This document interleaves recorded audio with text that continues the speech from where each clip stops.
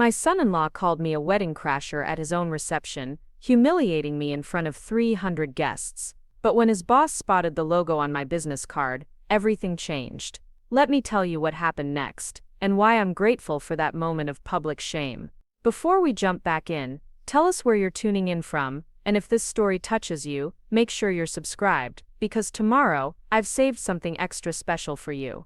The champagne flute trembled in my hand as I stood at the edge of the dance floor, watching my daughter Sarah spin in her wedding dress. She looked radiant, absolutely glowing with happiness, and for a moment I forgot about the cold shoulder I'd been receiving all evening. This was supposed to be one of the most important days of our lives, a celebration of love and family coming together. Instead, I felt like an outsider at my own daughter's wedding. My name is Margaret Chen, and at 58, I thought I'd seen enough of life to handle whatever came my way. I'd built my company, Precision Marketing Solutions, from nothing more than a laptop in my spare bedroom 15 years ago. After my husband died when Sarah was just 12, I poured everything into two things: raising my daughter and building a business that could secure our future. I worked 16-hour days, missed school plays and soccer games, all while telling myself it was for Sarah's benefit. The sacrifices had paid off financially, but the emotional cost was something I was still calculating. Sarah had always been independent, even as a child. She never asked for help with homework, never wanted me to drive her to friends' houses, never seemed to need the kind of motherly guidance I kept trying to offer. When she went to college on the other side of the country, our weekly phone calls gradually became monthly, then sporadic. I told myself it was normal, that kids needed space to grow, but the distance felt intentional, calculated, like she was actively pulling away from me. When she announced her engagement to Derek Morrison 2 years ago, I was thrilled. Finally, a chance to reconnect, to be part of something important in her life again. Derek seemed nice enough during our few brief meetings, though he had a way of looking through me rather than at me, as if I were background noise in Sarah's life story. He worked in finance at some prestigious firm downtown, wore expensive suits, and spoke in the kind of corporate jargon that made everything sound more important than it actually was. The wedding planning had been a minefield from the start. Sarah wanted to handle everything herself, which I understood, but every time I offered to contribute or share an opinion, I was met with polite deflection. When I suggested helping with the cost, Derek jumped in to explain that his family had everything covered. Thank you very much. The Morrison family, I learned, came from old money. Derek's father owned a chain of luxury hotels, his mother sat on the boards of various charities, and they moved in circles where business was discussed over golf, and philanthropy was a competitive sport. I should have seen the signs earlier. The way Derek's parents, Robert and Patricia Morrison, smiled at me with the kind of practiced politeness reserved for service staff. The way wedding planning meetings somehow happened without me being notified. The way my suggestions were received with the kind of patient tolerance you'd show a child who keeps interrupting adult conversation. The ceremony itself had been beautiful, held at the Morrison family estate in the hills outside the city. Rolling lawns, century-old oak trees, and enough flowers to stock a botanical garden. I sat in the third row, not the first where mothers of the bride traditionally sit. That honor went to Patricia Morrison, who looked elegant in her navy blue designer dress and pearls that probably cost more than most people's cars. I wore the burgundy dress I'd bought specifically for the occasion, something I thought was sophisticated and appropriate. In hindsight, I realized it probably looked cheap, compared to the sea of couture surrounding me. During the reception cocktail hour, I tried to mingle, to make conversation with Sarah's new family and friends. Most were polite but distant, the kind of surface-level pleasantries that made it clear I was being tolerated rather than welcomed. I found myself gravitating toward other parents, people who seemed more accessible, more real, but even there, the conversations felt stilted. Everyone seemed to know each other, to share common references and experiences that excluded me completely. I was nursing my second glass of champagne and trying to work up the courage to approach Sarah for a mother-daughter moment, when Derek appeared at my elbow. He was slightly flushed from the alcohol and the attention, his normally perfectly styled hair showing signs of the warm evening air. "Margaret," he said, and something in his tone made me immediately wary. "I need to talk to you about something." "Of course," I replied, setting down my glass. "Is everything okay?" Derek glanced around the room, then back at me with an expression I couldn't quite read. Look, I don't want to make a scene, but some of the guests have been asking questions. Questions about what? About who you are, about why you're here. He paused, and I felt my stomach drop. I mean, I know you're Sarah's mother, but you have to understand, this is a very important event for both our families. A lot of influential people are here tonight. The words hit me like cold water. I don't understand. This is my daughter's wedding. Of course I'm here. Right, but the thing is, Derek continued, lowering his voice, you're not really part of this world, are you? Sarah's told me about your relationship, how you were always working, never really present. And now you show up here expecting to be treated like family when you barely know anyone. I stared at him, speechless. The noise of the party continued around us, laughter and conversation creating a bizarre backdrop to this surreal moment. What are you saying, Derek? I'm saying maybe it would be better if you kept a low profile tonight. Don't try to insert yourself into family photos or formal introductions. Some people might get the wrong idea about who you are and what your role is in Sarah's life. The humiliation was so complete, so unexpected, that for a moment I couldn't speak. This was my daughter's wedding, and my son-in-law was essentially asking me to hide in the corner like some kind of uninvited guest. Derek, I said carefully. I think there's been a misunderstanding. I'm Sarah's mother. I raised her by myself after her father died. I may not be part of your social circle, but I absolutely belong here. Derek's expression hardened. Look, Margaret, I'm trying to be nice about this. But the truth is, Sarah's barely mentioned you to most of these people. As far as they're concerned, you're just someone who showed up uninvited. A wedding crasher. The words hung in the air between us like a slap. Wedding crasher, at my own daughter's wedding. Did Sarah tell you to say this to me? I asked quietly.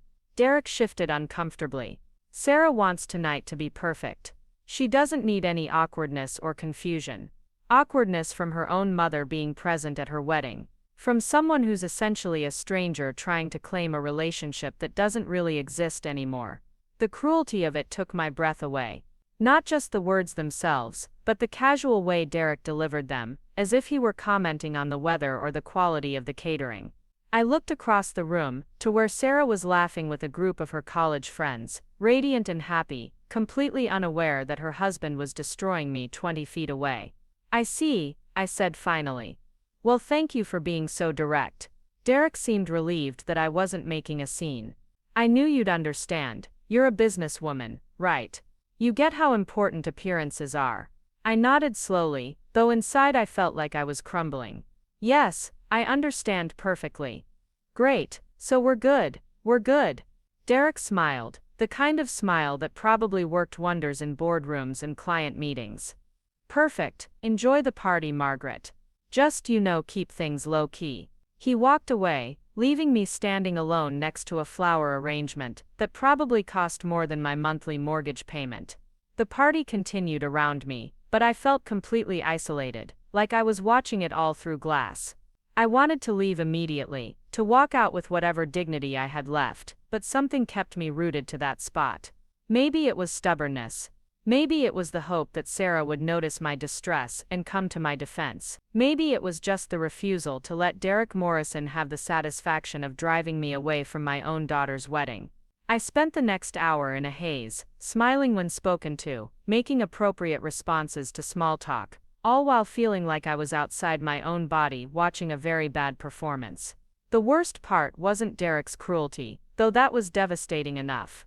The worst part was the growing realization that Sarah might have actually agreed with him.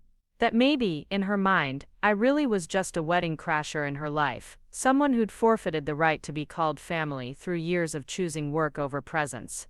The dinner service began, and I found my assigned seat at a table near the back of the room.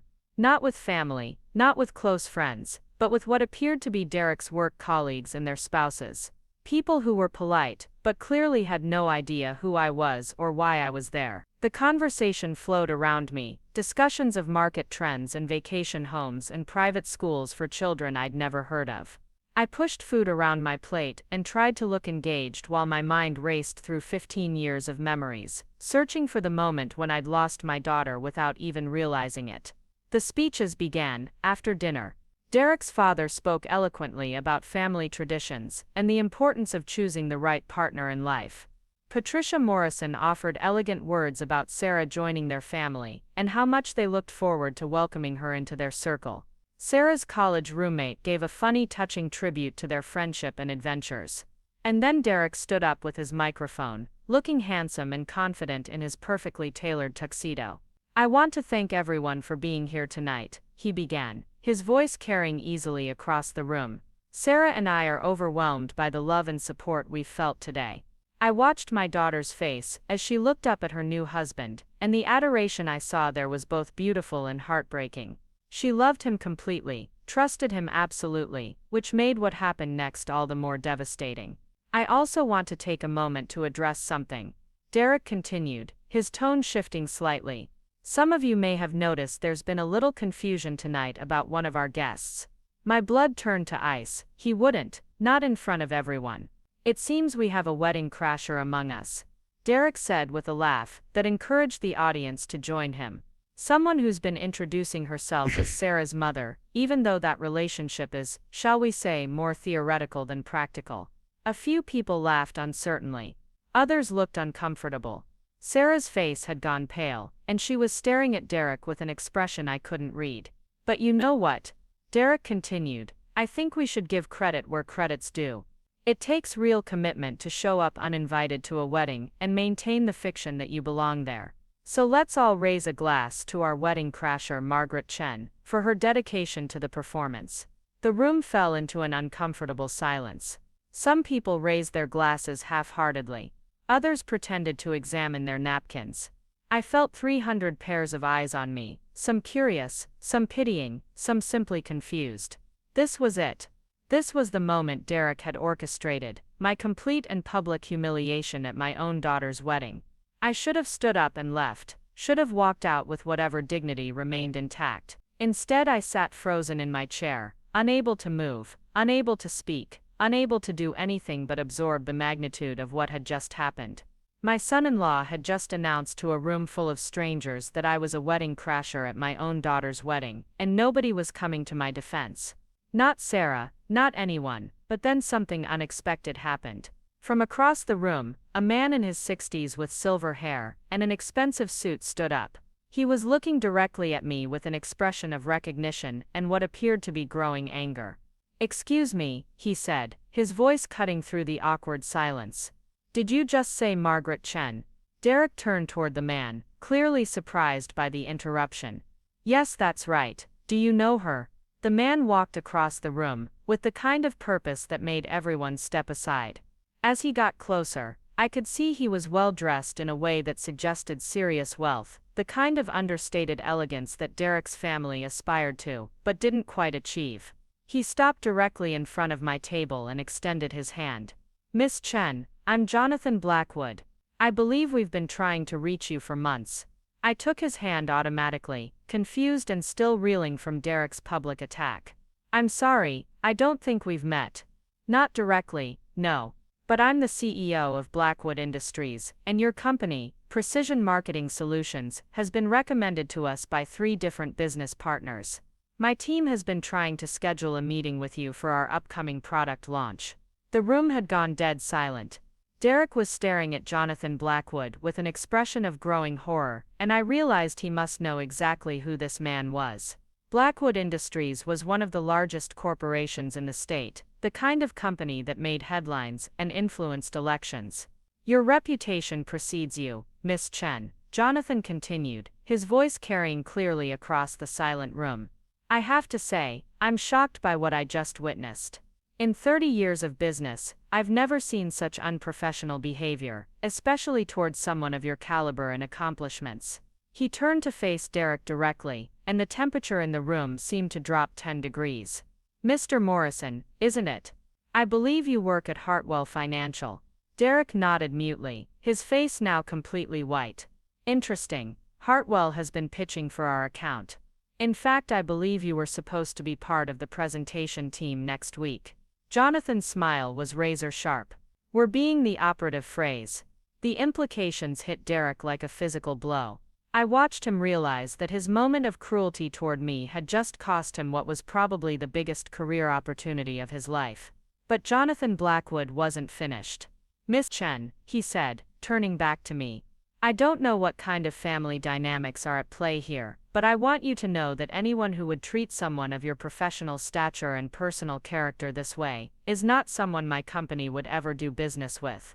Period." He reached into his jacket and pulled out a business card, placing it on the table in front of me. "I hope you'll consider taking my call next week. We could use someone with your expertise, and frankly, after witnessing your grace under pressure tonight, I'm even more convinced you're exactly what our team needs."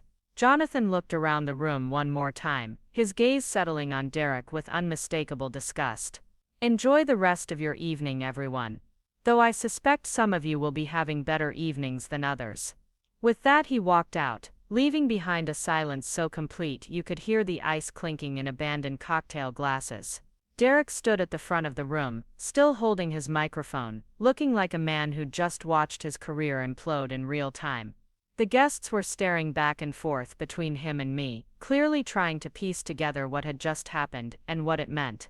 Sarah finally stood up, her face a mixture of confusion and dawning horror. She looked at Derek, then at me, then back at Derek, as if seeing both of us clearly for the first time.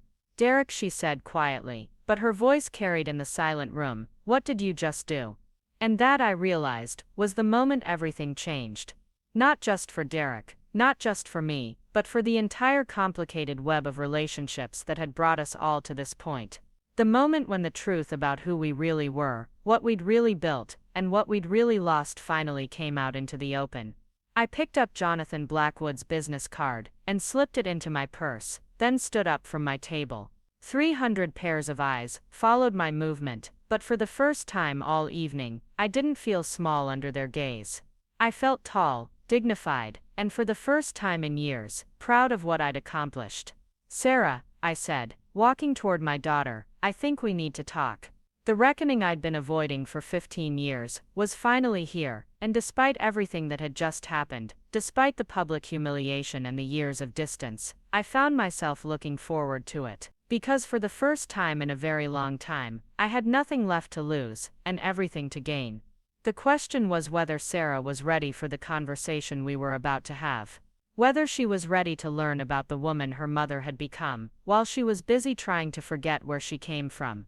Whether she was ready to understand that sometimes the people we dismiss as wedding crashers are actually the ones who built the very ground we're standing on. As I reached Sarah's table, I could see the recognition dawning in her eyes. Not just of who I was, but of what she'd allowed to happen. What we'd both allowed to happen over the years, through neglect and assumption, and the slow drift that can destroy families, just as effectively as any dramatic confrontation. "Mom," she whispered, and it was the first time she'd called me that all evening. "Hello, sweetheart," I said. "I think it's time we had that conversation we've both been avoiding." The conversation with Sarah didn't happen that night. How could it? 300 guests were still seated, still processing what they'd just witnessed, still staring at the wreckage of what was supposed to be a perfect wedding reception. Derek stood frozen at the microphone stand, his face cycling through shades of pale that I didn't know existed. The band members looked confused, uncertain whether to resume playing or pack up their instruments and leave. Sarah gripped my hand when I reached her table, but her eyes kept darting between me and Derek, then to her new in-laws, then to the guests who were beginning to whisper among themselves. The weight of social expectation was crushing her. I could see it in the way her shoulders hunched forward, the way her breathing had become shallow and quick. "We can't do this here," she whispered, squeezing my fingers so tightly it almost hurt. "Not in front of everyone. Please, Mom. Not tonight." Part of me wanted to push, to demand the conversation we'd been avoiding for years, right there in front of everyone who'd just witnessed my humiliation. But looking at my daughter's face, seeing the genuine panic in her eyes, I realized that would make me no better than Derek. Public humiliation wasn't justice, it was just cruelty wearing a different mask. "Tomorrow," I said quietly. "But we're going to talk, Sarah, really talk." She nodded quickly, relief flooding her features. "Tomorrow, I promise." Derek's best man, a tall blonde man, whose name I'd forgotten, had finally approached the microphone stand and was trying to salvage the situation. "Ladies and gentlemen, let's give the happy couple a moment, shall we? The bar is still open, and I believe the band has some wonderful music planned for dancing." The social machinery kicked back into gear, people returning to their conversations with the forced brightness of individuals, determined to pretend nothing awkward had happened. But I could feel the stares, hear the whispered discussions, see the way phones were being discreetly pulled out to text absent friends about the drama they'd just witnessed. Preparing and narrating this story took us a lot of time, so if you are enjoying it, subscribe to our channel, it means a lot to us. Now back to the story. I should have left then, should have walked out with whatever dignity Jonathan Blackwood had restored to me. Instead, I found myself standing near the edge of the dance floor, watching Derek's attempts to regain control of his own wedding reception. He'd abandoned the microphone and was moving from table to table, shaking hands and laughing just a little too loudly, trying to convince everyone that his earlier performance had been some kind of joke that hadn't landed properly. But I could see the damage in real time. Business cards that had been offered were being quietly tucked away.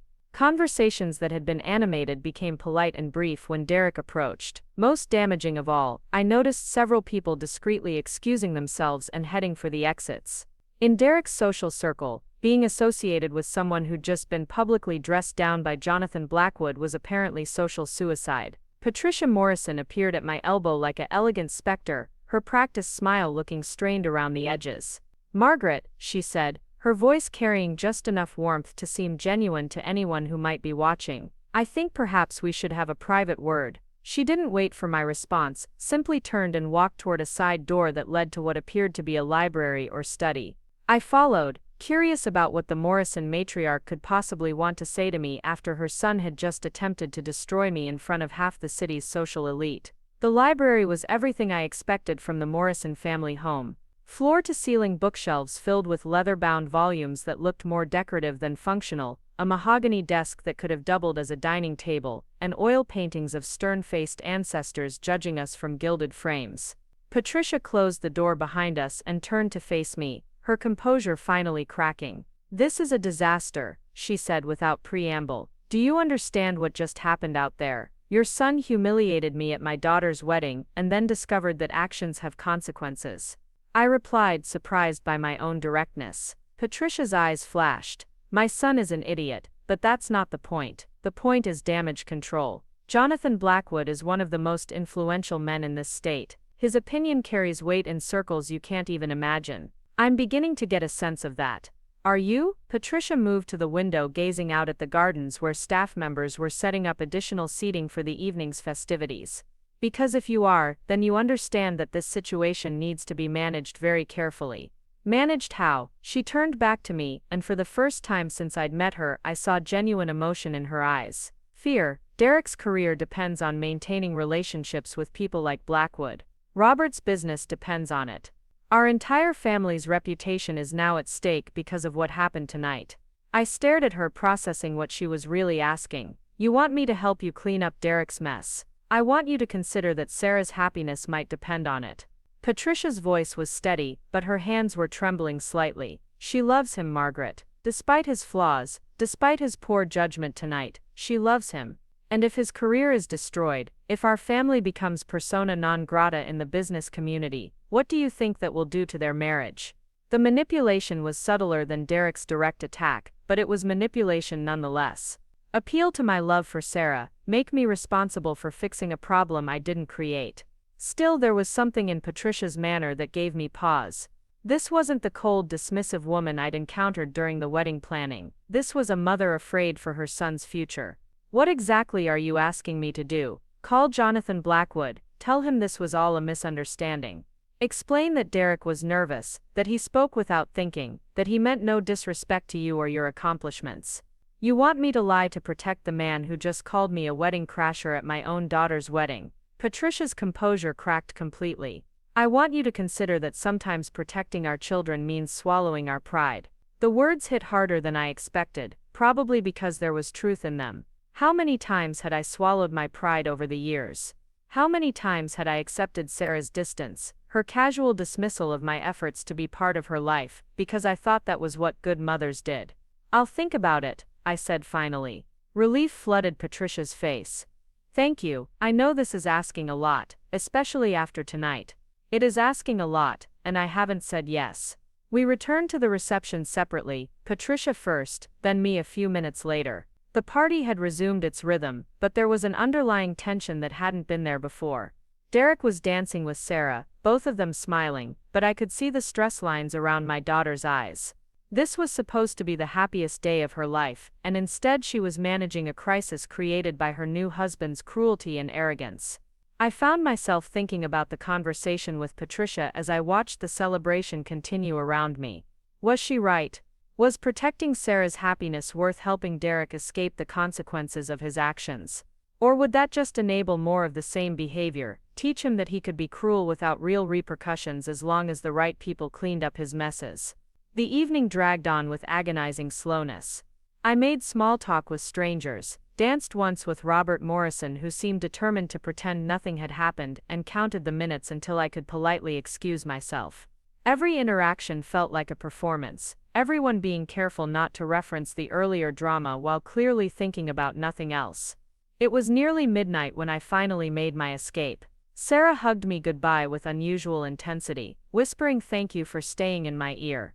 Derek shook my hand with what he probably thought was dignified restraint, though I could see the calculation behind his eyes. He was already working on his next move, figuring out how to rebuild what he'd torn down. I drove home through empty streets, my mind racing through the events of the evening. The house felt different when I walked in, though nothing had changed. It was the same modest but comfortable place I'd called home for the past decade, filled with furniture I'd chosen carefully and books I'd actually read. But after spending an evening in the Morrison family's world of performative wealth and social positioning, it felt more authentically mine than it had in years. I poured myself a glass of wine and sat in my home office, staring at the business card Jonathan Blackwood had given me. Precision Marketing Solutions had grown steadily over the past 15 years, but it had always been a regional operation. Working with Blackwood Industries would change everything, catapult my company into a completely different league. The irony wasn't lost on me that Derek's attempt to diminish me had actually opened a door I'd been trying to walk through for years. My phone buzzed with a text message from Sarah. "Thank you for tonight, Mom. I know it was hard. Can we talk tomorrow afternoon? I'll come to you." I stared at the message for a long time before responding. "Of course I love you, sweetheart." "Love you too," came the quick reply, and I realized it was the first time in months that we'd exchanged those words. The next morning, I woke with a clarity I hadn't felt in years. Derek's attack had been vicious and uncalled for, but it had also stripped away the polite pretenses that had been suffocating our family relationships for too long. Patricia Morrison's request that I help rehabilitate her son's reputation wasn't going to happen. Not because I wanted revenge, but because I was finally tired of being asked to make myself smaller to accommodate other people's comfort. I spent the morning researching Blackwood Industries, preparing for the conversation I intended to have with Jonathan Blackwood. His company was even more impressive than I'd realized, with international operations and a reputation for innovation that attracted the best talent in multiple industries. The marketing challenges they faced were exactly the kind of complex, high-stakes projects that excited me most. Sarah arrived at 2 o'clock, looking exhausted and older than her 26 years. She'd changed out of her wedding dress into jeans and a sweater, but I could see the weight of the previous evening in the way she carried herself. We sat in my living room with coffee, and the kind of awkward silence that had characterized too many of our interactions over the past few years. "I owe you an apology," she said finally. "A big one." "You don't owe me anything, Sarah. You're not responsible for Derek's behavior. But I am responsible for mine." She set down her coffee cup and looked at me directly for the first time in what felt like years. "I let him say those things. I've been letting him say things like that for months, maybe longer. About you, about our relationship, about the choices you made when I was growing up." The admission hit me harder than Derek's public humiliation had. "What kinds of things?" Sarah's eyes filled with tears. "He's been telling me that you chose work over family, that you were never really present in my life. That successful women like you are too focused on their careers to be good mothers. And I let him say it because part of me believed it was true." The words hung between us like a confession. I felt the familiar stab of guilt that had haunted me for years, the constant second-guessing of every choice I'd made as a single mother trying to build a secure future for both of us. Maybe it was true, I said quietly.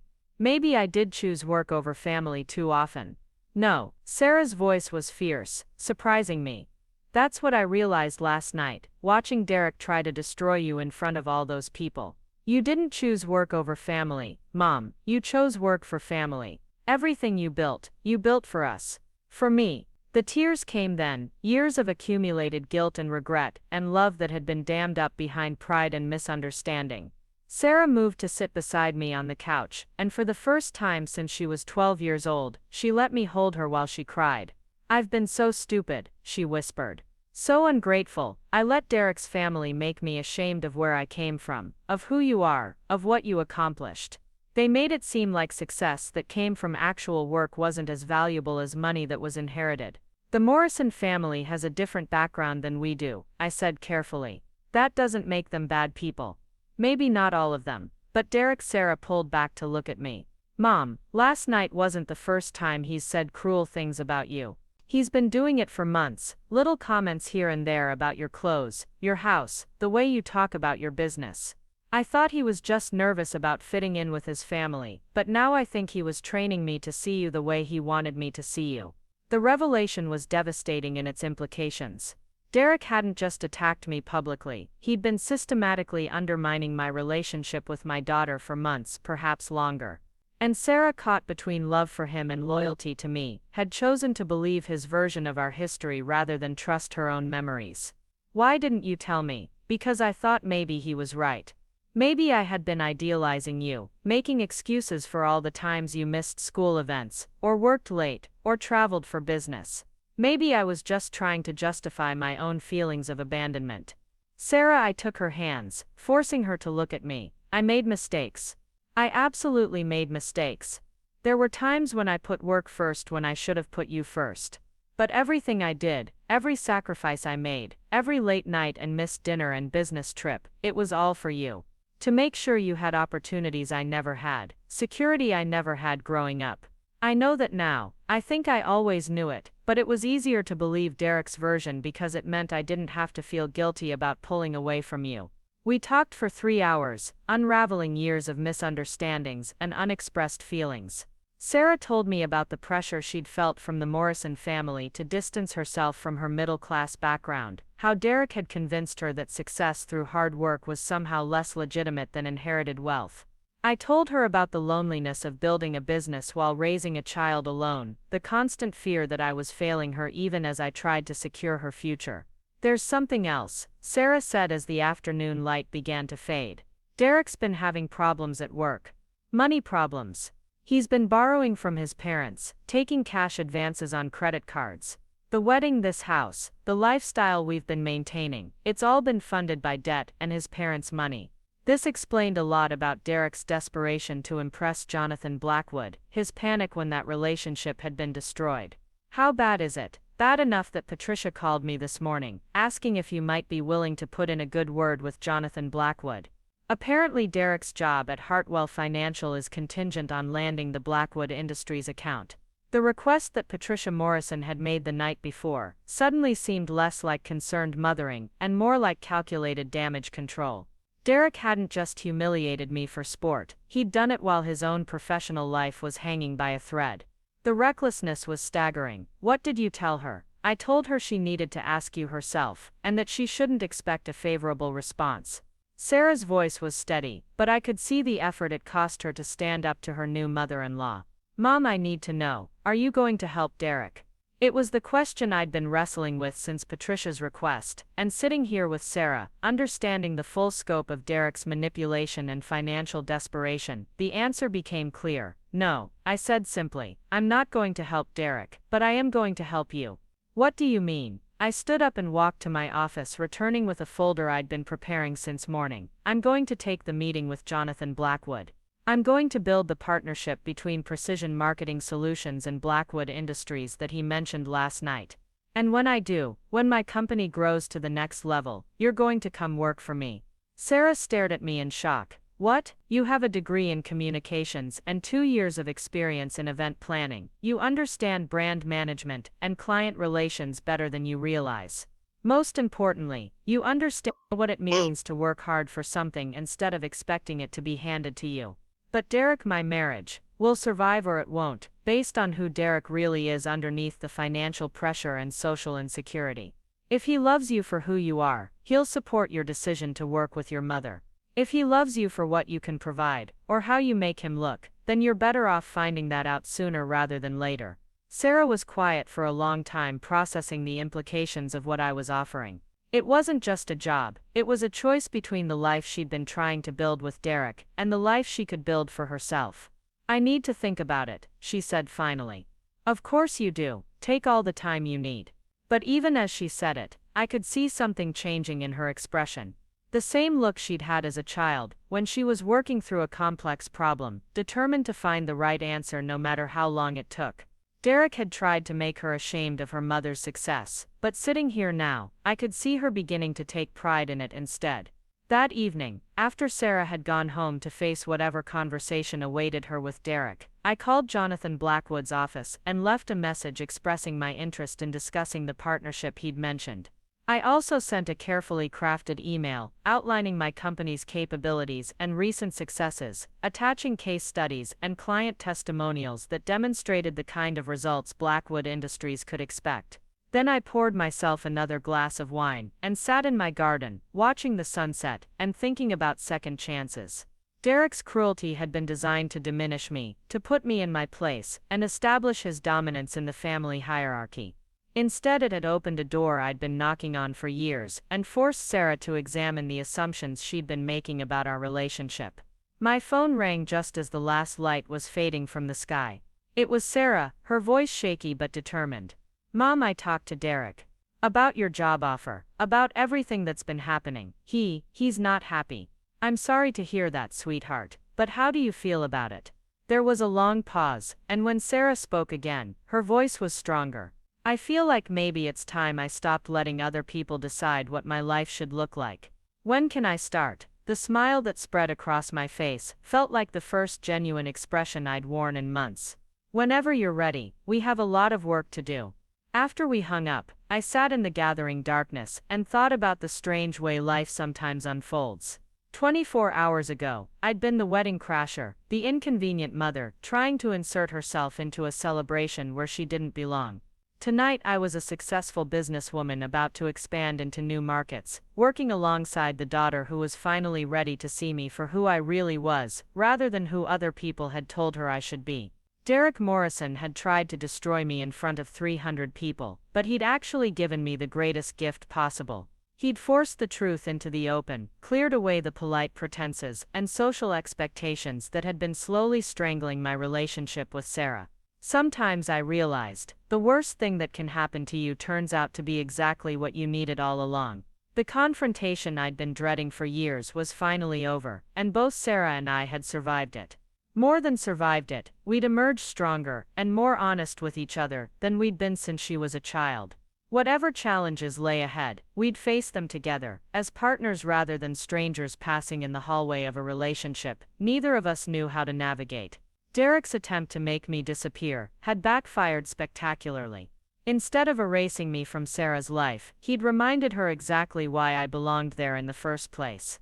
The meeting with Jonathan Blackwood took place 3 days later in his downtown office, a glass tower that commanded views of the entire city. I arrived 15 minutes early, as was my habit, and spent the time in the lobby studying the company's portfolio displayed on sleek digital screens. Blackwood Industries had fingers in everything from renewable energy to healthcare technology, each division apparently operating with the kind of budget that most companies could only dream of. Jonathan's assistant, a sharp-eyed woman in her 30s, escorted me to the top floor, where floor-to-ceiling windows offered a panoramic view that made me dizzy just looking at it. The conference room was minimalist and modern, all clean lines and expensive materials that whispered rather than shouted their quality. Miss Chen, Jonathan said, rising from his seat at the head of a mahogany table that could have seated 20 people. Thank you for making the time. I hope you'll forgive the urgency of this meeting, but recent events have accelerated our timeline considerably. He was referring to Derek's behavior at the wedding, I realized. Whatever professional relationship Blackwood Industries might have had with Hartwell Financial was now permanently severed, leaving them scrambling to find alternative partners for their upcoming product launch. I'm grateful for the opportunity, I replied, settling into the chair he indicated. Your reputation in the industry speaks for itself. As does yours, apparently. I've spent the past few days doing my homework on precision marketing solutions, and I have to say, I'm impressed. Your campaign for Riverside Medical Center increased their patient satisfaction scores by 30% while reducing their marketing costs by 20%. That's the kind of efficiency we're looking for. I had brought a portfolio of case studies, but Jonathan seemed to already know my company's track record better than some of my own employees did.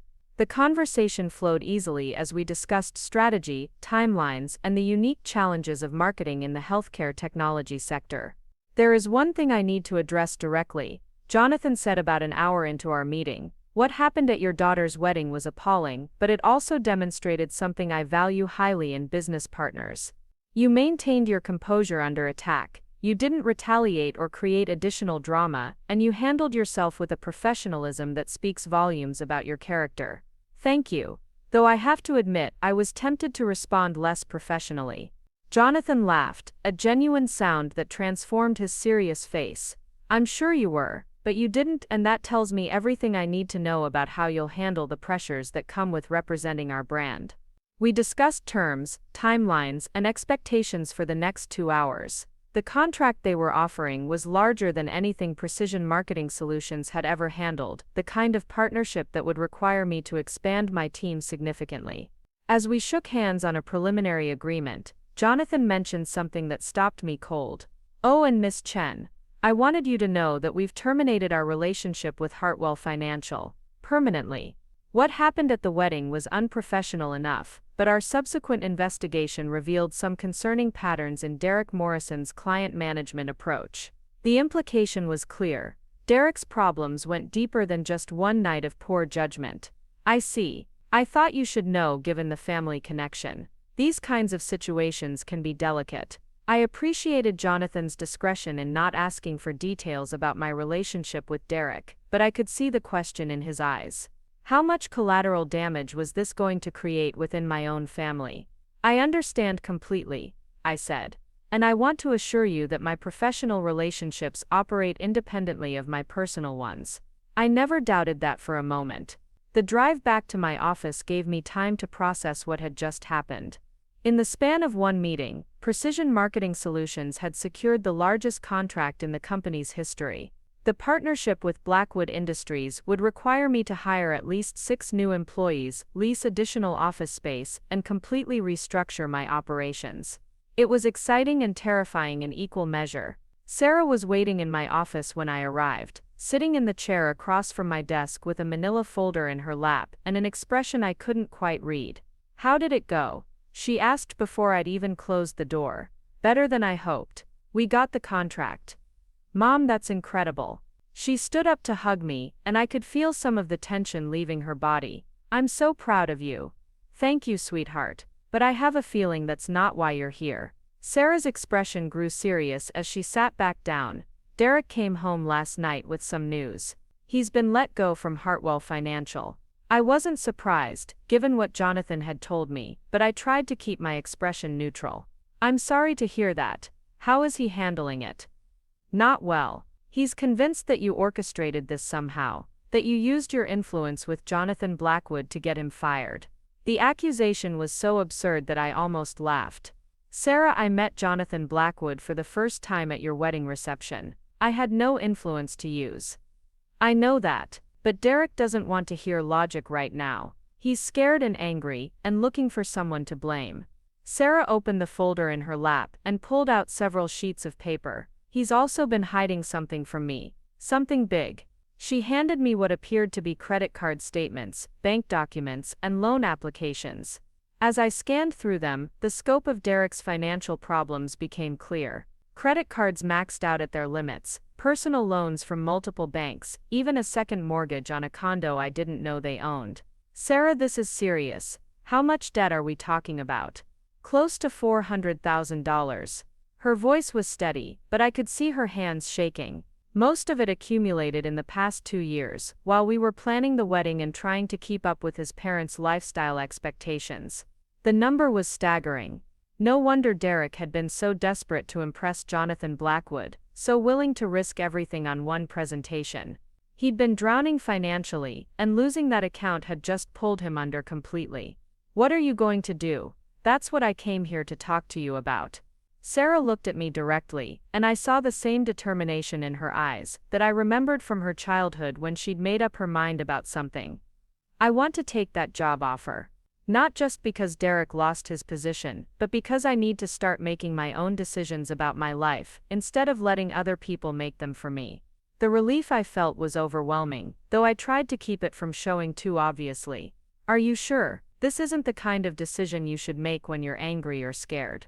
I'm not angry or scared, Mom. I'm clear-headed for the first time in months, maybe years. I've been letting Derek and his family convince me that the life I grew up with wasn't good enough, that I needed to be ashamed of where I came from. But watching you handle that meeting with Jonathan Blackwood, seeing the respect he has for what you've built, I realized I want to be part of something real, something that matters. We spent the next hour discussing the practical aspects of her joining Precision Marketing Solutions. Sarah had more relevant experience than I'd initially realized. Her event planning background had given her project management skills, and her communications degree included coursework in digital marketing and brand management. More importantly, she understood client relations in a way that would be invaluable as we expanded our operations. There's something else, Sarah said as we were wrapping up our discussion. Derek wants to meet with you.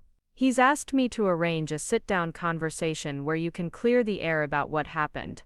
I studied my daughter's face, looking for clues about what she really thought of this request. What do you think?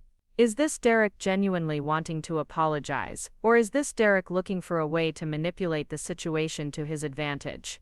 Honestly, I think it's Derek hoping you'll feel sorry enough for him to help fix his career problems. But I also think you should meet with him anyway. Why? Because you need to hear what he has to say when he's not performing for an audience. And he needs to hear what you have to say when you're not being ambushed at a wedding reception. She had a point. The confrontation at the wedding had been public and dramatic, but it hadn't actually resolved anything between Derek and me. If Sarah was going to work for me, if she was going to rebuild her relationship with me, Derek needed to understand that his behavior had consequences that extended beyond just his own career. All right, but I want you there. This isn't just about Derek and me, it's about all three of us figuring out how to move forward. Deal. The meeting was scheduled for that Saturday afternoon at a neutral location, a quiet cafe downtown that Sarah suggested. I arrived first, choosing a table in the back, where we could speak privately without being overheard by other patrons. Derek arrived exactly on time, which surprised me given his recent tendency toward chaos, but he looked terrible. His usually perfect hair was disheveled, his expensive suit wrinkled, and there were dark circles under his eyes that suggested he hadn't been sleeping well. Sarah arrived a few minutes later, sliding into the seat between Derek and me, in what was either a deliberate peacekeeping position or an unconscious reflection of how torn she felt between loyalty to her husband and loyalty to her mother. "Thank you for agreeing to meet," Derek said, his voice formal and strained. "I know I don't deserve your time after what happened at the reception." "You're right, you don't, but I'm here for Sarah's sake, not yours." Derek flinched as if I'd slapped him, but he pressed on. "I want to apologize for what I said about you that night. It was cruel and unfair, and there's no excuse for it." "You're right, there isn't. But I'm curious about something, Derek. Was that apology your idea, or did Sarah tell you that you needed to make it?" Sarah shot me a warning look, but Derek's expression told me everything I needed to know. This wasn't a spontaneous recognition of wrongdoing, it was damage control. "Does it matter?" Derek asked defensively. "I'm apologizing either way. It matters because it tells me whether you understand what you did wrong, or whether you're just trying to manage the fallout." Derek's composure began to crack.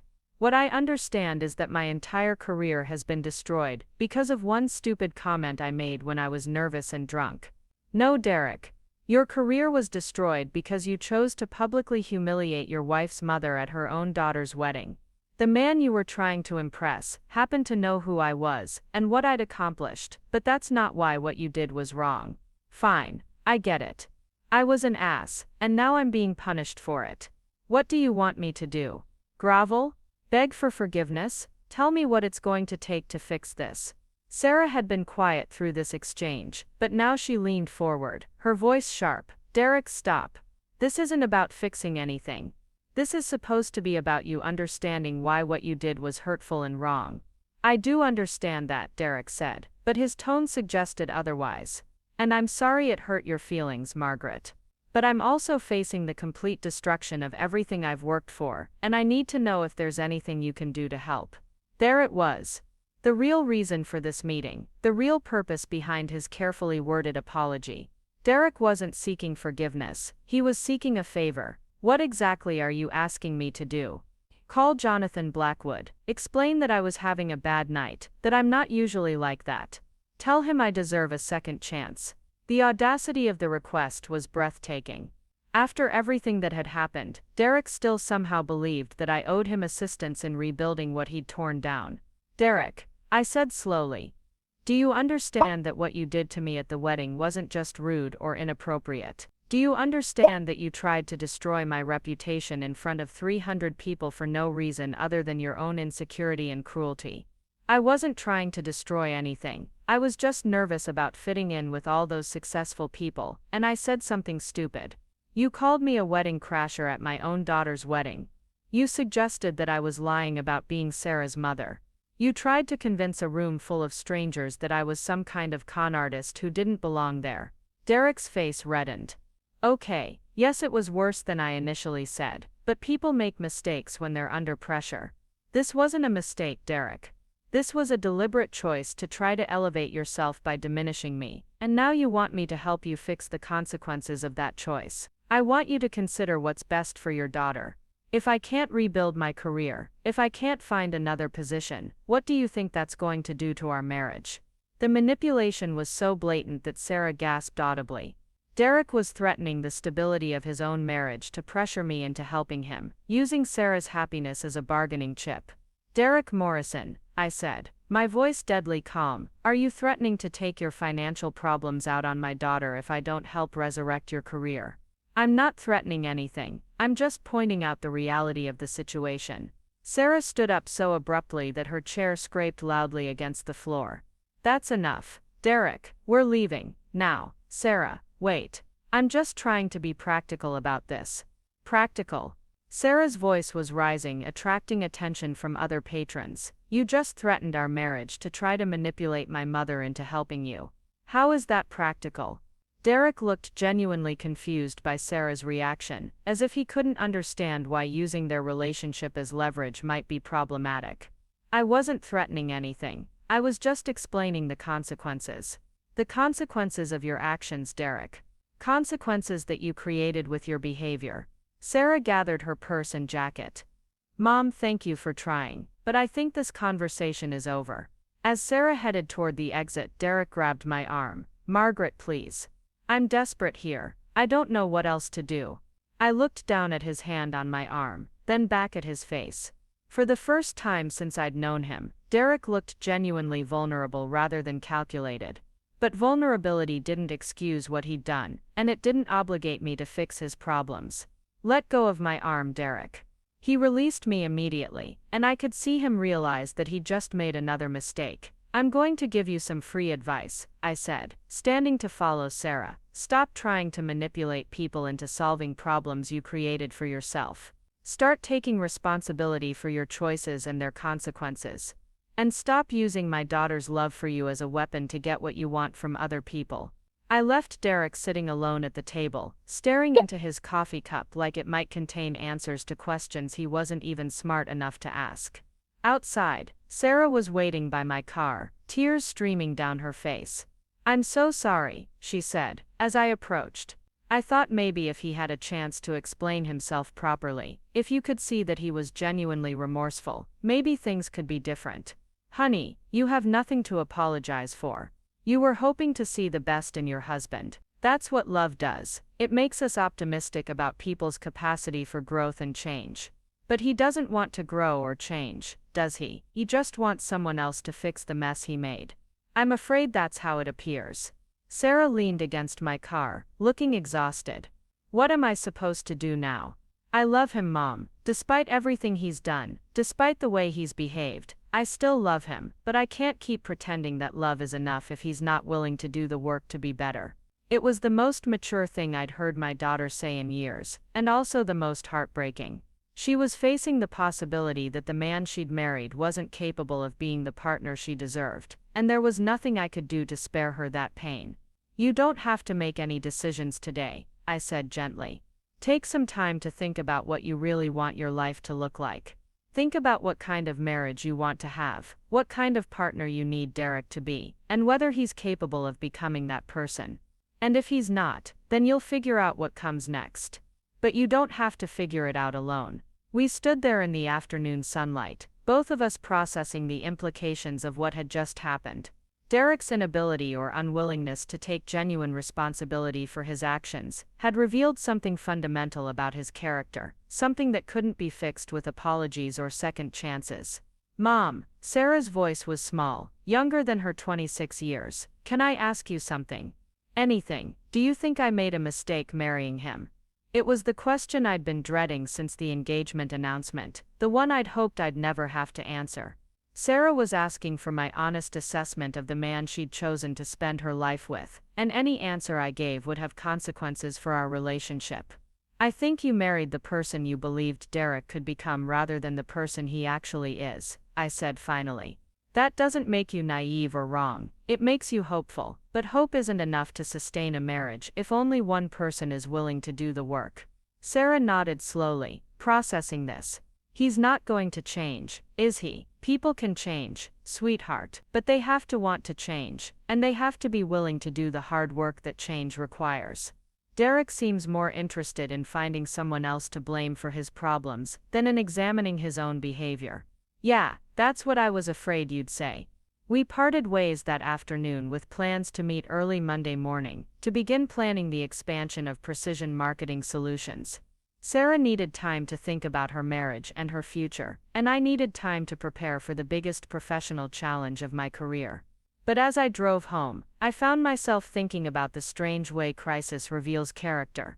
Derek's public attack on me at the wedding had been designed to diminish me, to put me in my place and establish his dominance.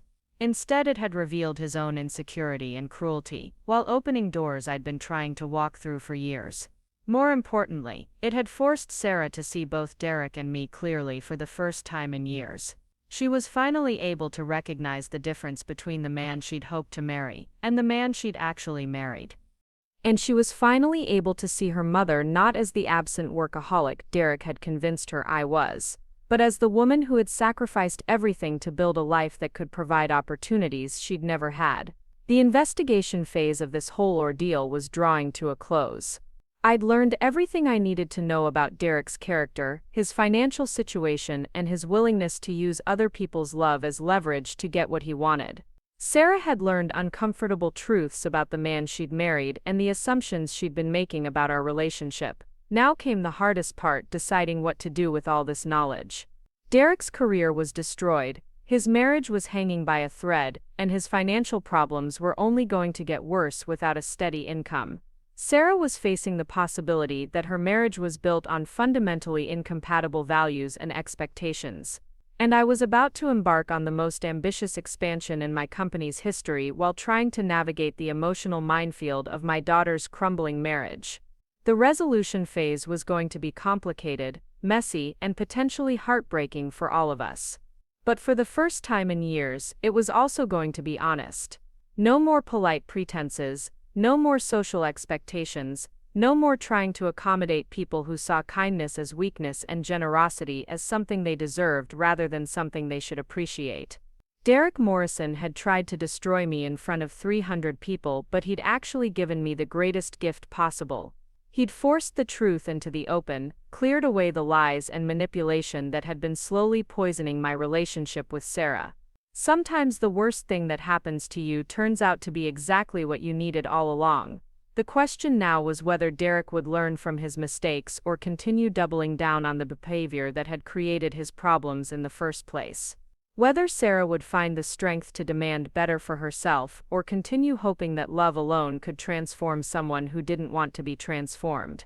And whether I could build something positive from the wreckage Derek had created, something that honored both the love I had for my daughter and the respect I'd finally learned to have for myself.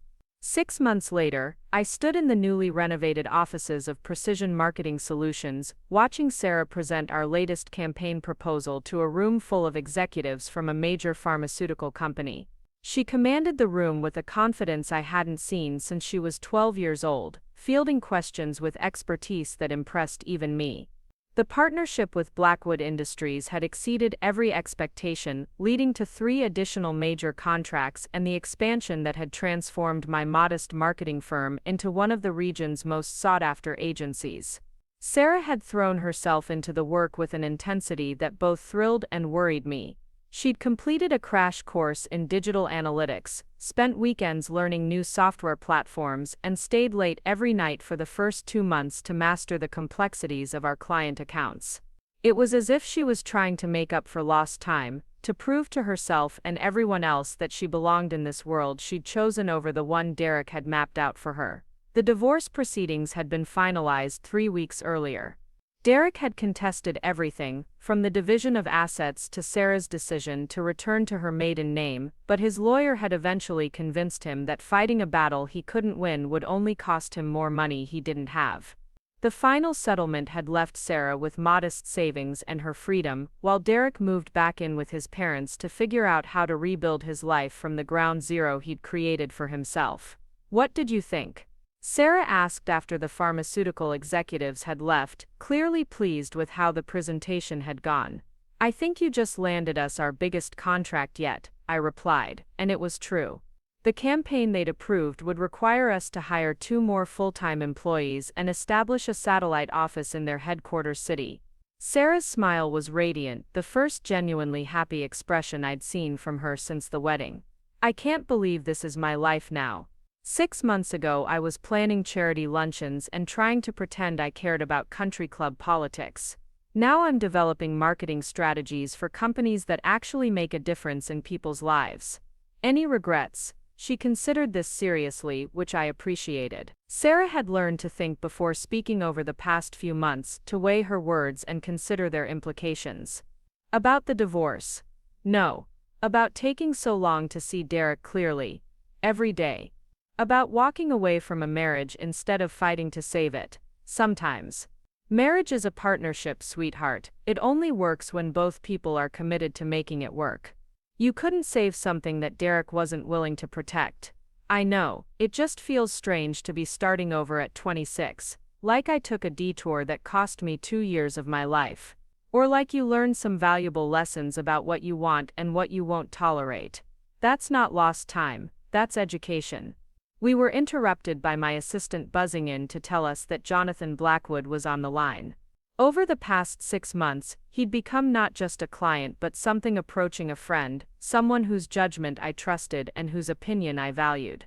Sarah gestured that she'd give me privacy for the call, but I waved her back to her seat. She was a partner in this business now, not just an employee, and I wanted her to hear whatever Jonathan had to say. "Margaret, I have some news that might interest you," Jonathan said without preamble. "I had lunch yesterday with Robert Morrison." Sarah's eyes widened and I felt my stomach tighten. Derek's father reaching out to Jonathan could mean any number of things, none of them likely to be pleasant. And he wanted to discuss the possibility of Derek returning to work in the financial sector. Specifically, he asked if Blackwood Industries might consider giving him a second chance. I wasn't surprised, though I was impressed by Robert's audacity. 6 months hadn't been nearly enough time for the business community to forget what had happened at the wedding reception, but apparently it had been enough time for the Morrison family to convince themselves that the incident could be explained away. "What did you tell him?" "I told him exactly what I told you 6 months ago. That anyone who would publicly humiliate a woman of your caliber and professional reputation is not someone my company would ever associate with, regardless of the circumstances." Sarah leaned forward, her expression tense. "Did he say how Derek is doing?" Actually, that's the interesting part. According to Robert, Derek has been working for the family hotel business, starting at the bottom in property management. Robert seemed to think this demonstrated genuine remorse and a willingness to rebuild his reputation through hard work rather than connections. I caught Sarah's eye, seeing my own skepticism reflected there. Derek learning humility through manual labor was a nice narrative, but it was more likely that he'd simply run out of other options. Robert also mentioned that Derek had asked him to extend an invitation, Jonathan continued. Apparently Derek would like to meet with you, Margaret, to offer a proper apology and to congratulate you on your business success. Absolutely not, Sarah said immediately. Mom, you don't owe him anything. You've already given him more consideration than he deserved. But something in Jonathan's tone suggested there was more to this story. What aren't you telling me, Jonathan? Robert Morrison is a proud man, and asking favors doesn't come naturally to him. The fact that he's reaching out suggests Derek's situation is more desperate than they're willing to admit publicly.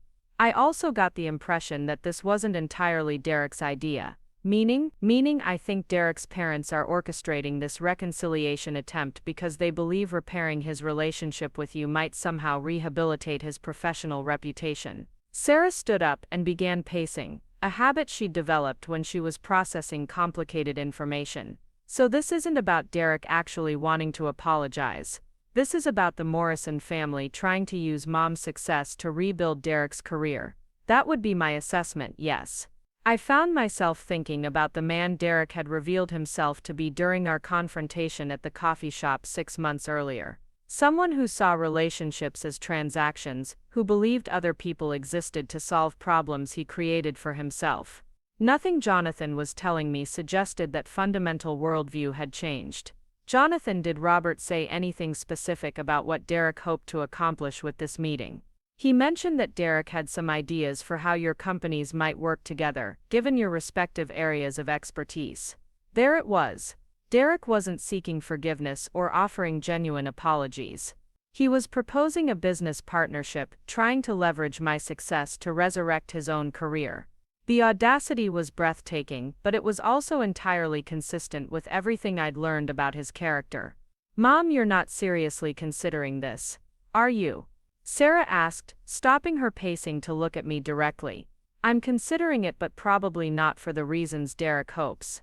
I stood up and walked to the window, looking out at the city where Precision Marketing Solutions had grown from a one-woman operation in my spare bedroom to a thriving agency with 18 employees. Derek's attack on me at the wedding had been designed to diminish me, to put me in my place. Instead, it had catalyzed the most successful period of my professional life. I mean that Derek Morrison taught me something valuable about myself 6 months ago. He taught me that I don't have to accept other people's definitions of who I am or what I'm worth. He taught me that success built through hard work and integrity is something to be proud of, not something to apologize for. So you're going to meet with him. I'm going to meet with him, but not to give him what he wants. I'm going to meet with him to give him what he needs. Sarah looked confused, so I explained. Derek has spent the past 6 months learning that actions have consequences, but he still doesn't seem to understand that he created his own problems. This meeting he's requesting, it's another attempt to manipulate the situation to his advantage instead of taking genuine responsibility for his choices. And you're going to tell him that. I'm going to show him the difference between someone who builds success through their own efforts and someone who expects other people to hand it to them. Maybe it will help him, maybe it won't. But either way, it will be the last conversation Derek Morrison and I ever have. I called Robert Morrison that afternoon and agreed to meet with Derek, but I set the terms. The meeting would take place in my office, during business hours, with Sarah present. Derek could say whatever he'd come to say, but he was going to say it in the environment where I was most confident and secure, surrounded by the tangible evidence of what I'd built. Derek arrived the following Thursday, looking better than he had during our coffee shop encounter, but still diminished somehow. His suit was less expensive, his haircut less perfect, and there was a wariness in his eyes that suggested the past 6 months hadn't been kind to him. Robert Morrison accompanied him, looking uncomfortable but determined. Margaret, thank you for agreeing to this meeting. Robert said, shaking my hand with the kind of firm grip that business school courses probably taught was essential for projecting confidence. Mr. Morrison, Derek. I nodded to both men but didn't invite them to sit immediately. Instead, I let them take in the expanded office space, the framed contracts on the walls, the awards we'd won for our recent campaigns. I wanted Derek to see exactly what I'd accomplished in the 6 months since he'd tried to destroy my reputation. "Impressive operation you've built here," Robert said, and I could hear genuine respect in his voice. "Jonathan Blackwood speaks very highly of your work." "Thank you. We've been fortunate to work with some excellent clients." I gestured toward the conference room where Sarah was waiting. "Shall we?" Derek had been quiet during this exchange, but as we sat down around the conference table, he finally found his voice. "Margaret, I want to start by saying how sorry I am for what happened at the wedding. What I did was inexcusable, and I've regretted it every day since." The apology sounded rehearsed, as if he'd practiced it multiple times to get the tone just right. But there was something in his delivery that suggested genuine discomfort, which was more than I'd seen from him 6 months earlier. "I appreciate the apology, Derek. But I'm curious about something. Are you sorry for what you did, or are you sorry for the consequences you faced because of what you did?" Derek glanced at his father, then back at me. "Both, I guess. I'm sorry I hurt you, and I'm sorry I destroyed my own career in the process. At least you're being honest about your motivations." Robert Morrison cleared his throat. "Derek has been working hard to rebuild his reputation over the past few months. He's learned a great deal about accountability and the importance of treating people with respect." "Has he?" I looked directly at Derek. "Tell me what you've learned." Derek shifted in his seat, clearly uncomfortable with being put on the spot. "I've learned that words have consequences, that you can't just say whatever you want without thinking about how it affects other people. And I've learned that success isn't just about knowing the right people or saying the right things. It's about actually being good at what you do." It was a reasonable answer, but it felt like something he'd been coached to say, rather than a genuine insight he'd arrived at through reflection. "Derek," Sarah said, speaking for the first time since we'd sat down, "why are you really here? What do you actually want from this meeting?" Derek looked at his father again, then back at Sarah.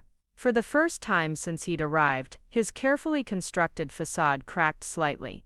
"I want a chance to start over. To prove that I can be better than I was. And I thought maybe, given how successful your mother has become, there might be an opportunity for us to work together." There it was. The real purpose behind this carefully orchestrated apology session. Derek wasn't seeking forgiveness. He was seeking opportunity. He wanted to use my success to rehabilitate his own reputation, to bootstrap his way back into the business world, by association with someone who'd succeeded where he'd failed. "What kind of work did you have in mind?" I asked, genuinely curious about how he planned to pitch this. "Well, you're in marketing and communications, and I have experience in financial planning and client relations. There's probably some overlap in our client bases, opportunities for referrals and collaboration. You want me to recommend you to my clients. I want to explore the possibility of mutually beneficial business relationships." I looked at Sarah, who was staring at Derek with an expression of incredulous disbelief. Even after everything that had happened, even after 6 months of consequences and supposed learning, Derek still fundamentally believed that other people existed to solve his problems for him. "Derek," I said carefully, "do you understand why your proposal is problematic?" "I don't see how it's problematic. Business partnerships happen all the time between people who have complementary skills. Business partnerships happen between people who trust each other, who respect each other, and who believe in each other's professional integrity.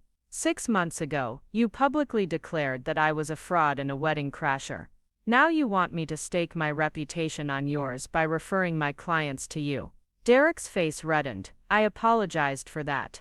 I explained that I was under pressure and made a mistake." "You did apologize, and I accepted your apology, but accepting an apology doesn't mean pretending that what happened didn't reveal something important about your character. So you're saying I can never redeem myself? That one mistake should define my entire career."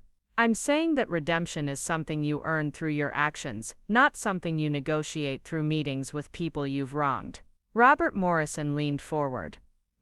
Derek has been working hard to rebuild his life. He's learned from his mistakes and he's ready to move forward. Surely there's room for forgiveness and second chances. Mr. Morrison, I forgave Derek months ago. But forgiveness doesn't require me to put my business relationships at risk by vouching for someone whose judgment I have legitimate reasons to question. So that's it? Derek asked, his composure finally cracking completely. I'm just supposed to accept that my career is over because of one bad night. Your career isn't over, Derek. But you're going to have to rebuild it the same way everyone else does, through hard work, consistent performance, and gradually earning people's trust. You can't shortcut that process by leveraging relationships with people you've wronged. Derek stood up abruptly, his face flushed with anger and frustration. This is exactly what I expected. You got your revenge by destroying my relationship with Blackwood Industries, and now you want to make sure I never recover. Sarah's voice was sharp, cutting through his emotional outburst. Mom didn't destroy your relationship with Jonathan Blackwood. You did that yourself when you decided to humiliate her at our wedding reception. I was nervous. I said something stupid. People make mistakes. People do make mistakes, I agreed. But what you did wasn't a mistake, it was a choice. And even now, 6 months later, you're still trying to avoid taking full responsibility for that choice. Robert Morrison stood up, recognizing that the meeting was heading in a direction that wasn't going to benefit his son. Perhaps we should go, Derek. We've said what we came to say. But Derek wasn't finished. You know what I think, Margaret.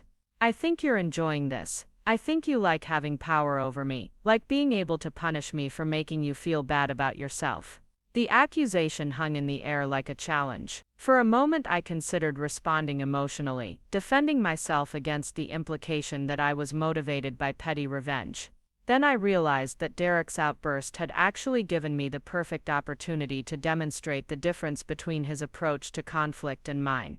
Derek, I said calmly, I want you to listen carefully to what I'm about to tell you, because this is the last piece of advice I'm ever going to give you. He glared at me but didn't interrupt. 6 months ago, you tried to destroy my reputation because you felt insecure about your own accomplishments. Today you came here not to make amends, but to try to use my success to rebuild what you tore down. In both cases, your instinct was to use other people to solve problems you created for yourself. I'm not using anyone, you absolutely are. And until you understand that your problems are your responsibility to solve, you're going to keep creating new problems for yourself and everyone around you. I stood up, signaling that the meeting was over. I wish you well, Derek. I genuinely hope you learn to build something meaningful for yourself instead of trying to take credit for other people's accomplishments. But I won't be part of that process, and I won't be putting my clients at risk to help you avoid the consequences of your choices. Robert Morrison guided Derek toward the door, but Derek stopped at the threshold and turned back to face me. You'll regret this, he said, his voice low and bitter. You think you're so successful now, but success doesn't last forever. When your luck runs out, don't expect any help from me. The threat was empty and pathetic, the last resort of someone who'd run out of rational arguments. But it also revealed something important. Derek still didn't understand that what I'd built wasn't luck. It was the result of 15 years of consistent effort, strategic thinking, and genuine care for my client's success. Derek, Sarah said, from behind me, get out. After they left, Sarah and I sat in silence for several minutes, processing what had just happened. The man I'd hoped might have learned something meaningful from his experiences had instead doubled down on the same entitled, manipulative approach that had created his problems in the first place. I can't believe I was married to him, Sarah said finally. I mean, I knew he could be selfish and short-sighted, but I thought at some point he'd realize that he needed to change. That losing everything would force him to grow up. Some people learn from their mistakes and become better versions of themselves. Others just become bitter about the consequences they've faced. Derek seems to fall into the second category. Do you think he'll ever figure it out? I hope so, for his sake. But that's not our responsibility anymore. Sarah nodded, then looked at me with an expression I'd seen countless times during her childhood when she was working through a difficult concept. Mom, can I ask you something? Always. Do you think I would have ended up like Derek if I'd stayed married to him? like gradually becoming someone who expected other people to solve my problems for me? It was a profound question, and one that deserved a thoughtful answer. I think you were already starting to become that person, sweetheart. That's why leaving took so much courage. You recognized that you were losing yourself in someone else's expectations and definitions of success. And now you're building something that belongs to you, something you created through your own efforts and decisions. That's the difference between Derek's approach to life and yours. He's still looking for shortcuts and advantages. You're willing to do the work. 6 months after Derek Morrison had tried to destroy me in front of 300 wedding guests, I realized that he'd actually given me the greatest gift imaginable. He'd forced me to confront the ways I'd been making myself smaller to accommodate other people's insecurities. He'd pushed Sarah to examine the assumptions she'd been making about success, family, and what kind of person she wanted to become. Most importantly, he demonstrated through his own continued poor choices that some people never learn, never grow, never become capable of the kind of genuine accountability that real success requires. Watching Derek refuse to take responsibility for his actions had taught both Sarah and me valuable lessons about the kind of people we wanted to be and the kind of relationships we wanted to build. That evening, I got a call from Jonathan Blackwood. "I heard about your meeting with Derek Morrison today. News travels fast in the business community. Robert Morrison called me this afternoon. He seemed to think I might reconsider working with Derek if you'd given him a positive recommendation." "And what did you tell him?" "I told him that your assessment of Derek's character 6 months ago has been proven correct by every interaction I've had with the Morrison family since. They're still trying to use connections and influence to solve problems that require actual work and genuine change." We talked for a few more minutes about upcoming projects and potential expansions, but as I hung up the phone, I found myself thinking about the strange way life unfolds. Derek's cruelty at the wedding had been designed to diminish me, to establish his superiority and put me in my place. Instead, it had revealed his fundamental weakness while catalyzing the most successful and fulfilling period of my professional life. Sarah had learned to see through manipulation and entitlement to recognize genuine accomplishment and character. I'd learned to stop apologizing for my success and to surround myself with people who appreciated effort over inheritance, substance over style. Derek Morrison would probably spend years trying to rebuild what he'd destroyed through his own poor choices, still looking for shortcuts and advantages instead of doing the hard work that real success requires. But that was his journey to figure out, not mine to facilitate. 3 years later, Precision Marketing Solutions had offices in 4 cities and a client roster that included some of the most innovative companies in the country. Sarah had become the youngest senior partner in the firm's history, respected throughout the industry for her strategic thinking and client management skills. Derek, according to mutual acquaintances, was still working for his father's hotel business, still bitter about the opportunities he believed had been unfairly taken from him, still waiting for someone else to solve the problems he'd created for himself. The last I heard, he was telling people that his ex-wife had turned his mother-in-law against him, that powerful people in the business community were conspiring to keep him from getting the opportunities he deserved. The narrative was as predictable as it was pathetic. Derek Morrison, eternal victim of circumstances beyond his control, still refusing to look in the mirror and see the person actually responsible for his situation. But that's a story he'll have to tell himself, because it's not one I'm interested in hearing anymore. I learned everything I needed to know about Derek's character on the night he called me a wedding crasher at my own daughter's wedding. Everything that happened afterward just confirmed the accuracy of that assessment. Sometimes the worst thing someone can do to you becomes the best thing that ever happened to you. Derek Morrison tried to destroy me in front of 300 people, but he actually set me free from years of making myself smaller to accommodate other people's insecurity and cruelty. For that, despite everything else, I suppose I should thank him, but I won't, because Derek Morrison taught me something else. I don't owe gratitude to people who try to hurt me, even when their cruelty accidentally leads to positive outcomes. Some lessons are worth learning, some people are worth forgiving. But not everyone deserves a place in the story you're writing for your life, and knowing the difference is perhaps the most valuable lesson of all. The ripple effects of that wedding reception confrontation extended far beyond what anyone could have anticipated. Within 18 months of Derek's public humiliation attempt, the entire Morrison family dynamic had shifted in ways that revealed just how precarious their social standing had actually been. Robert Morrison's hotel business began losing corporate contracts as word spread through the business community about Derek's behavior and the family's subsequent attempts to rehabilitate his reputation through connections rather than merit. Patricia Morrison found herself quietly removed from the boards of two prominent charitable organizations, not because of any formal complaint, but because her presence had become associated with the kind of entitled behavior that made other board members uncomfortable. The social circle that had once welcomed the Morrisons with open arms began to view them as a liability, people whose judgment couldn't be trusted when it came to matters of character and integrity. Derek himself seemed oblivious to the broader damage his actions had caused. He continued working in his father's hotel business, but his responsibilities were carefully limited to tasks that kept him away from important clients and high-stakes negotiations. Robert had learned, through painful experience, that his son's instincts for reading people and situations were fundamentally flawed. The irony wasn't lost on me that the Morrison family, who had spent so much energy trying to establish their superiority over what they saw as my middle-class background, had actually damaged their own standing in ways that would take years to repair. Their approach to crisis management, which focused on finding someone else to blame or manipulate into fixing their problems, had backfired spectacularly in a business community that valued accountability and genuine achievement. Meanwhile, Precision Marketing Solutions continued its expansion at a pace that sometimes left me breathless. The partnership with Blackwood Industries had opened doors I hadn't even known existed, leading to collaborations with international clients and projects that challenged every skill I'd developed over 15 years of building my business. Sarah had proven to be not just a capable employee, but a genuine asset, bringing fresh perspectives and innovative approaches that complemented my more traditional methods.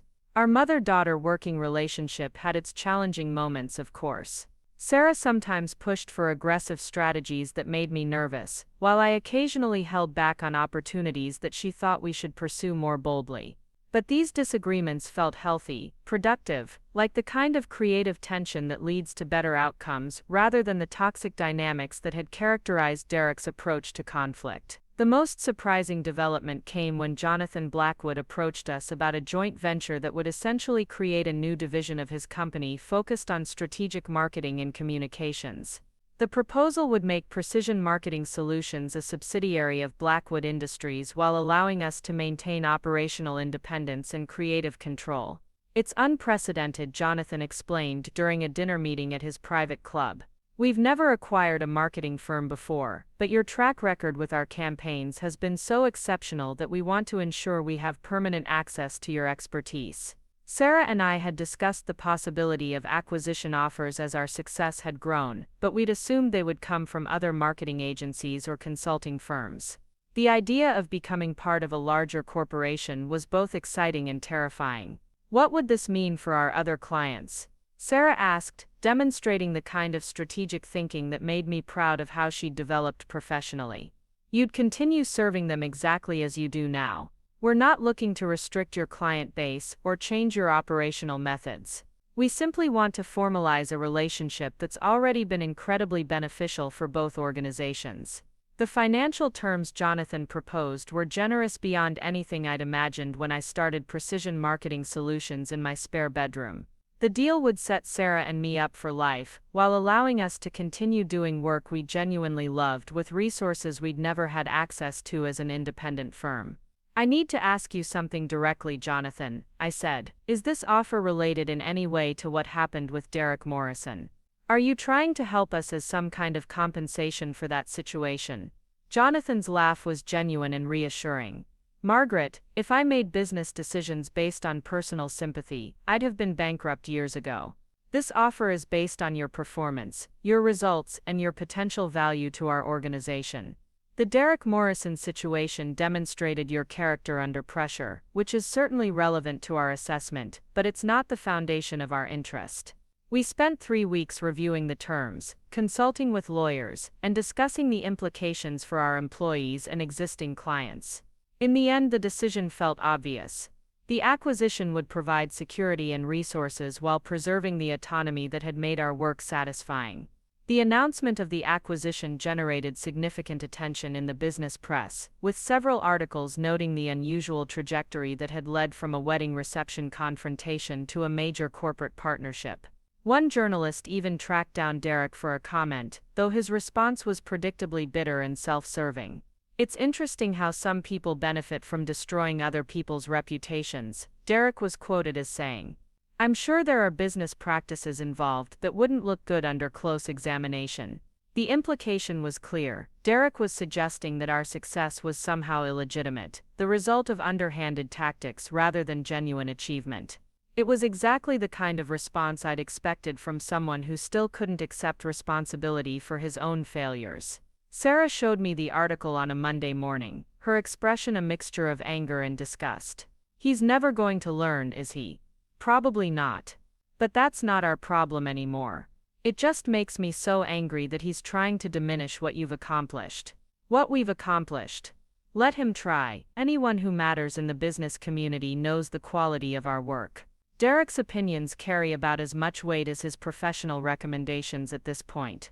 The truth was that Derek's continued bitterness had become irrelevant to our lives. His attempts to undermine our success only highlighted his own inability to build anything meaningful, his continued dependence on blame and resentment rather than effort and accountability. 6 months after the acquisition was finalized, I received an unexpected phone call from Patricia Morrison.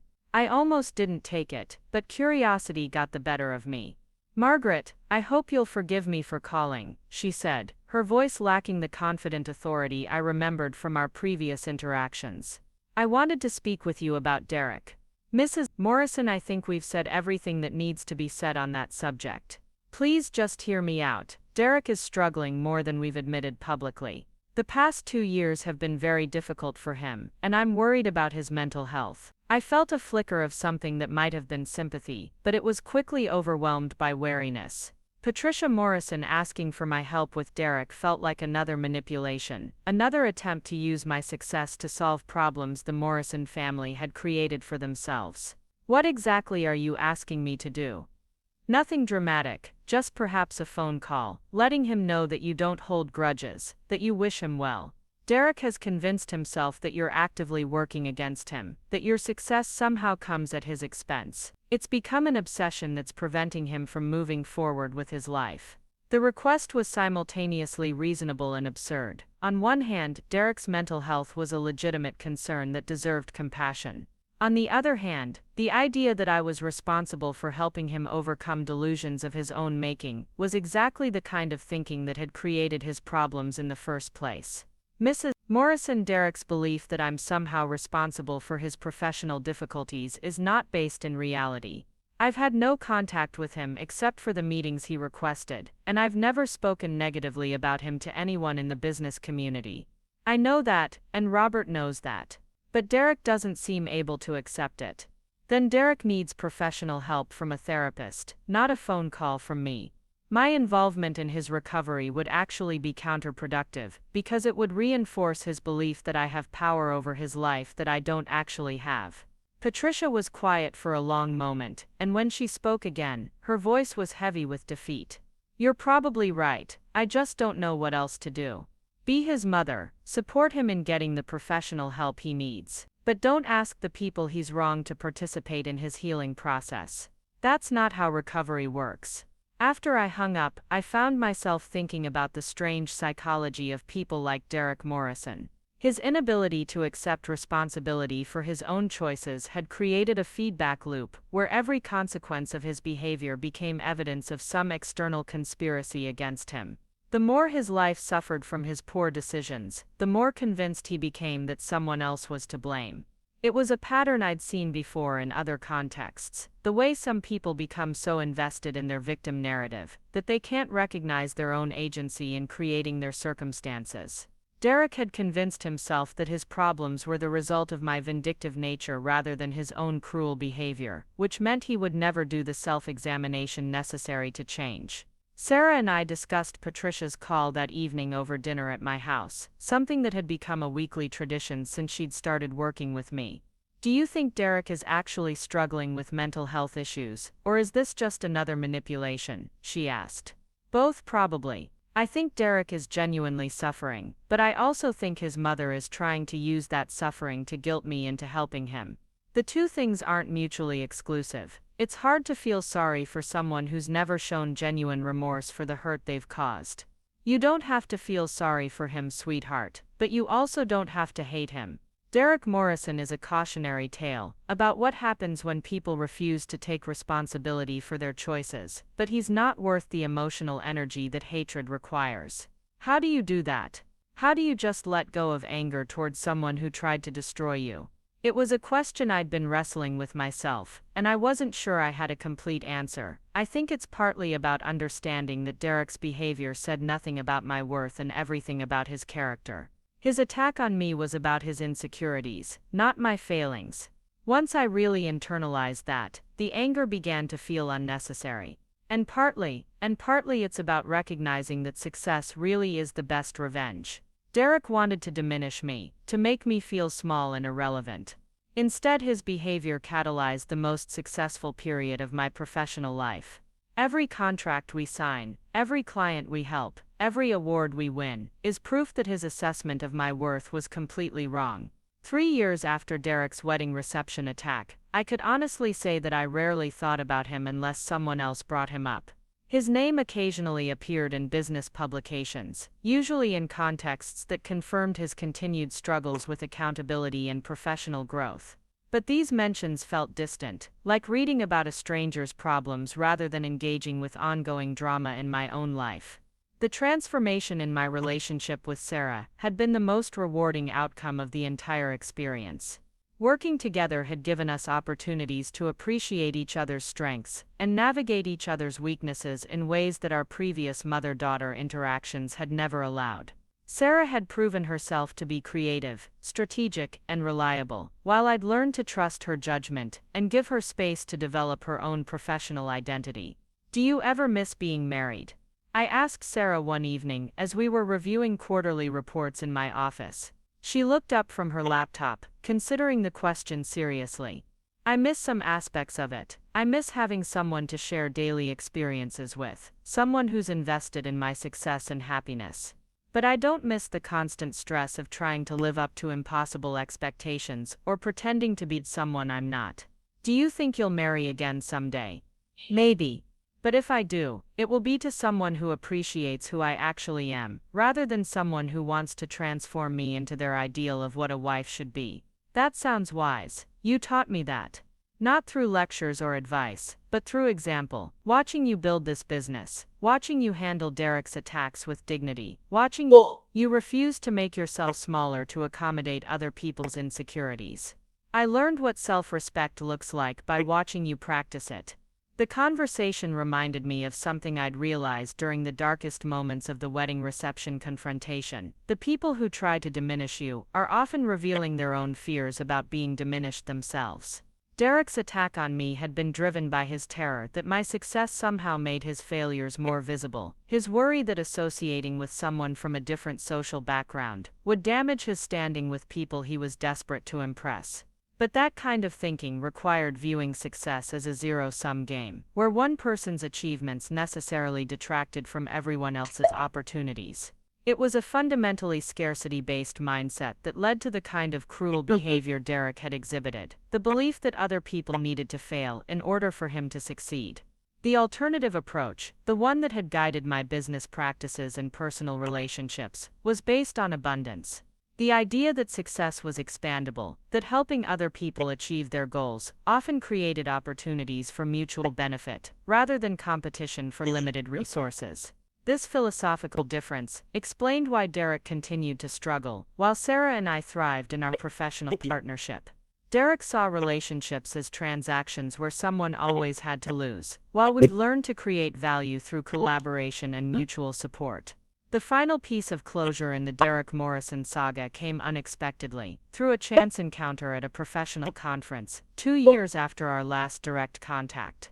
I was attending a panel discussion on crisis management in corporate communications, when I spotted Derek in the audience, looking older and more tired than I remembered.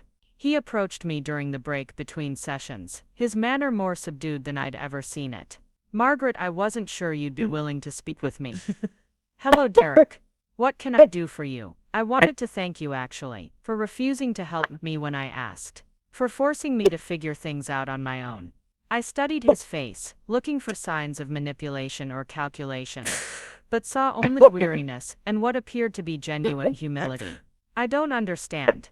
The past few years have been hard, really hard, but they've also taught me things about myself that I probably never would have learned if people had continued rescuing me from the consequences of my choices.